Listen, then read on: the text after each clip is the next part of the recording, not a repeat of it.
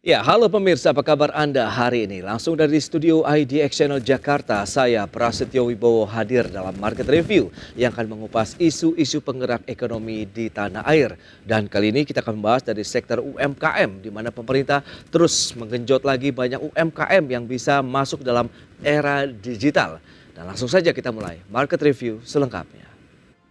Kementerian Koperasi dan UKM Republik Indonesia menargetkan 30 juta pelaku usaha mikro, kecil, dan menengah sudah terdigitalisasi pada tahun 2024. Adapun untuk mencapai target tersebut, pemerintah melanjutkan edukasi terkait literasi digital dan keuangan bagi UMKM, melaksanakan peta jalan klinik UMKM, dan membentuk Project Management Officer. Deputi Bidang Kewirausahaan Kementerian Koperasi dan Usaha Kecil Menengah atau UKM, Siti Aziza, menargetkan 30 juta pelaku usaha mikro, kecil, dan menengah atau UMKM sudah terdigitalisasi pada 2024. Adapun pada 2021, UMKM yang telah terdigitalisasi mencapai 17,28 juta atau melampaui target pemerintah sebanyak 13,5 juta karena pandemi COVID-19, mengakselerasi penggunaan teknologi digital oleh UMKM. Untuk mencapai target tersebut, pemerintah melanjutkan edukasi terkait literasi digital dan keuangan bagi UMKM, melaksanakan peta jalan klinik UMKM, dan membentuk Project Management Officer untuk mempercepat digitalisasi UMKM sehingga 20,99 juta UMKM tercatat sudah terdigitalisasi. Adapun di tahun 2023, beberapa program akan dilanjutkan termasuk implementasi PMO dengan target 24 juta UMKM dapat terdigitalisasi. Tim Liputan IDX Channel.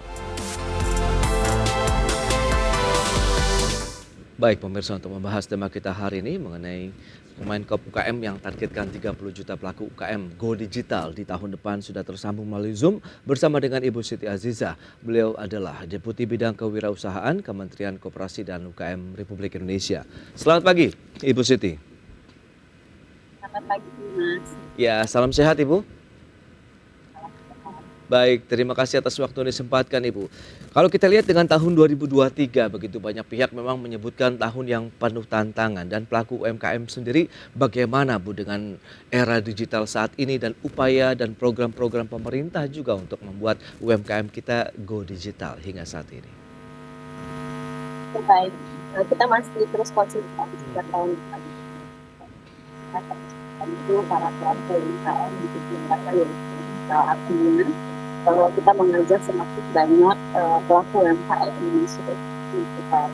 Kenapa? Karena sudah terbukti dalam bertahun-tahun omset mereka kalau mereka berjualan di platform e-commerce itu meningkat terus, dan kita juga lihat cukup banyak para pelaku UMKM yang bisa masuk.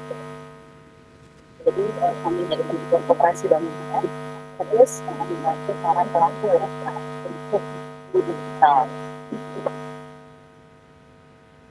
Oke, kita tahu tahun depan target 30 juta UMKM begitu ya, akhirnya bisa masuk era digital. Dan lantas sejauh mana langkah-langkah dan persiapan yang sudah dilakukan Bu Siti, kita akan bahas nanti di segmen berikutnya. Kita akan jeda terlebih dahulu sebentar. Dan pemirsa, kami masih akan segera kembali sesaat lagi.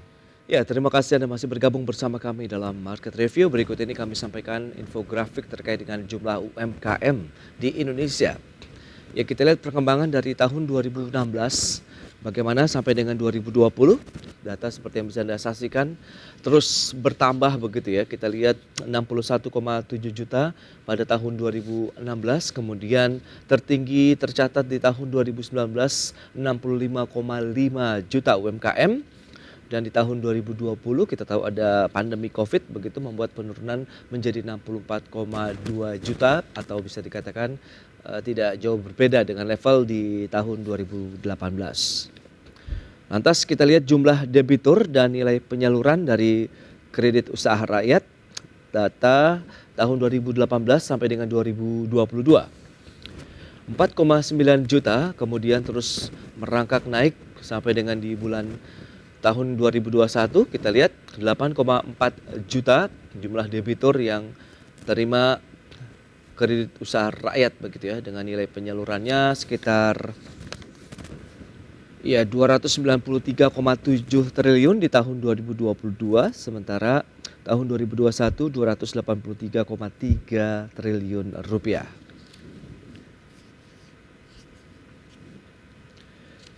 Baik pemirsa, kita akan lanjutkan kembali perbincangan bersama dengan Ibu Siti Azizah, Deputi Bidang Kewirausahaan Kementerian Koperasi dan UMKM Republik Indonesia. Ya Bu Siti, kita akan lanjutkan kembali Bu. Kalau kita lihat dengan perkembangan data yang tadi sudah disampaikan, baik dari sisi jumlah UMKM maupun nilai penyaluran kredit usaha rakyat begitu yang dinikmati oleh UMKM di tanah air juga menunjukkan tren kenaikan yang luar biasa. Apa yang bisa kita cermati dari fenomena atau kejadian yang seperti ini, Bu?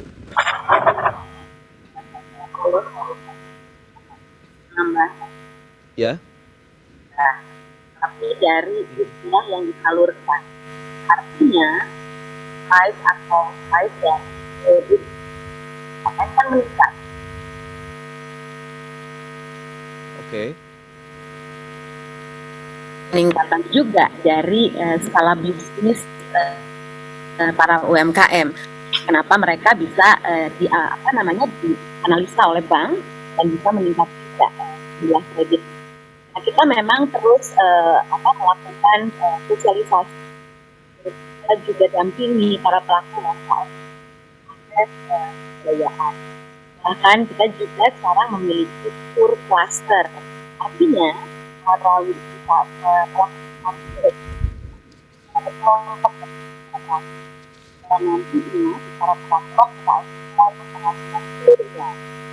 Ini tentunya ada peran dari agregator atau para yang dari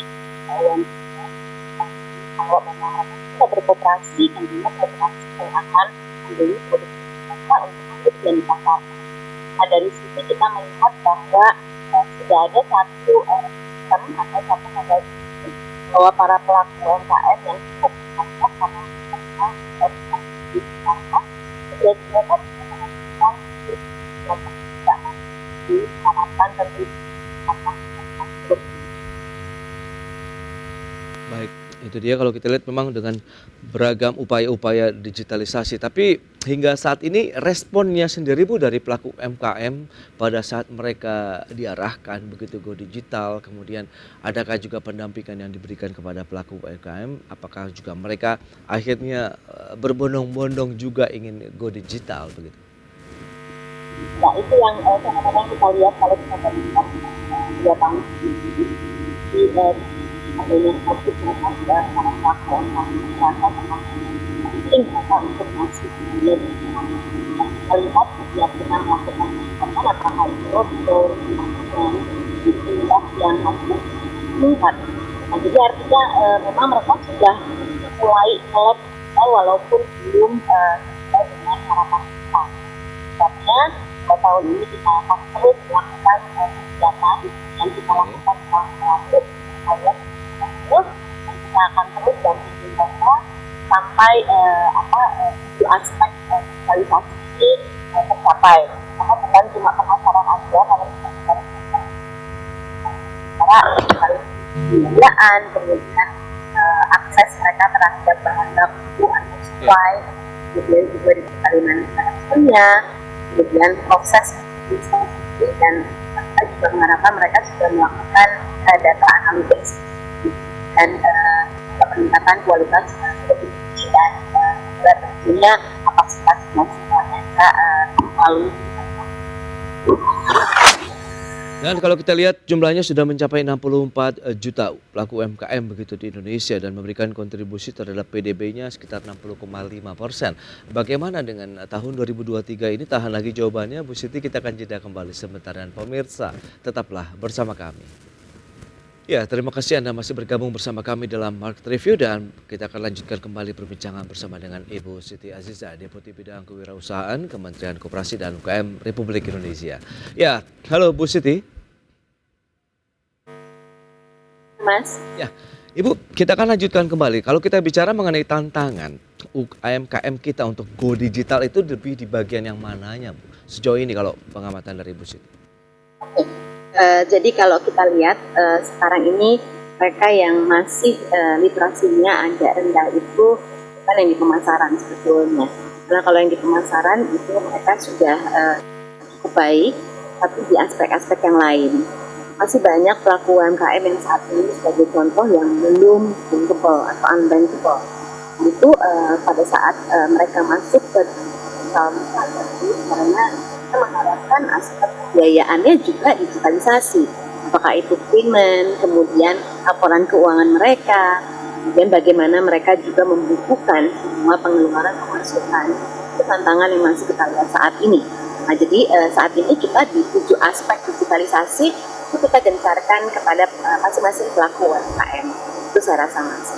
Baik, strategi untuk mengejar 30 juta UMKM yang go digital begitu di tahun depan, berarti tahun ini kita harus menjadi satu pijakan yang kuat ya Bu ya, untuk mencapai tahun 2024 mendatang. Ya, jadi akhir Desember lalu sudah tercatat 21 juta pelaku UMKM yang go digital. Oke. Nah, tahun ini kita akan lanjutkan beberapa kegiatan kita berkolaborasi dengan platform digital, e-commerce, kemudian juga platform daerah.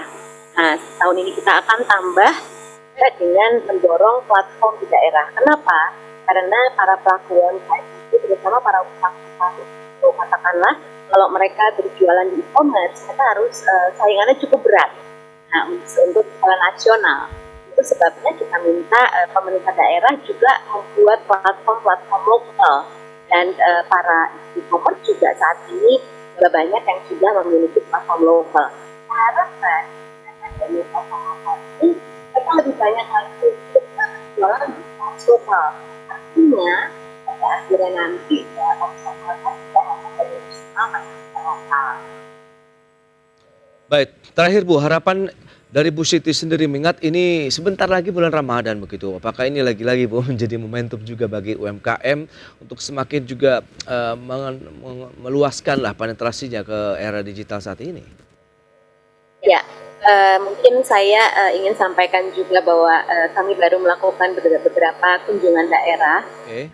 mulai dari Jawa Barat, Jawa Tengah, Jawa Timur, dan kita cukup ini juga ya cukup impress juga karena teman-teman para pelaku UMKM ini mereka sudah bersiap-siap untuk membuat stok mereka sampai dengan Lebaran karena mereka tahu bahwa di momen-momen Ramadan, Lebaran ini biasanya omset naik. Dan kami juga minggu lalu baru bertemu dengan salah satu e-commerce platform, bahkan mereka itu sudah mulai membuat promosi-promosi untuk Ramadan. Nah, memang inilah yang kita harapkan dari para pelaku e-commerce supaya para konsumen juga akan menambah atau meningkatkan pembelanjaan mereka menuju Ramadan dan Lebaran tentunya Mas. Kita tahu memang ini adalah momen yang terbaik untuk para pelaku UMKM meningkatkan omset. Oke, itu dia, semoga makin maju juga untuk UMKM Indonesia dan semakin banyak pelaku UMKM yang go digital semakin bagus juga tentunya untuk perekonomian Indonesia ke depan. Baik, Ibu Siti terima kasih banyak atas waktu dan sharing Anda berikan kepada pemirsa IDX Channel pada hari ini. Selamat melanjutkan aktivitas Anda kembali dan salam sehat Bu Siti. Terima kasih. Terima kasih. Assalamualaikum warahmatullahi wabarakatuh. Waalaikumsalam warahmatullahi wabarakatuh.